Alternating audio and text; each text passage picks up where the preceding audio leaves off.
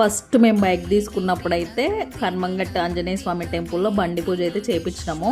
ఇంకా next time దసరాకి అట్లా చేసుకునేది.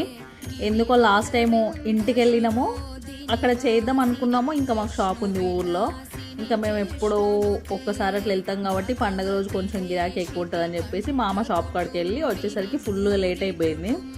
అందుకని లాస్ట్ టైం బండి పూజ చేయలేదు అసలు మేము. అందుకని మొత్తం తెలియదు. కానీ ఆ రోజైతే మా హస్బెండ్ మా పాపకైతే ఇద్దరికి యాక్సిడెంట్ అయింది అసలు. ఇంకా దేవుడి దయ వల్ల పాప బతికిందని చెప్తాను నేను. అంత ఘోర ప్రమాదం జరిగిపోయింది అసలు.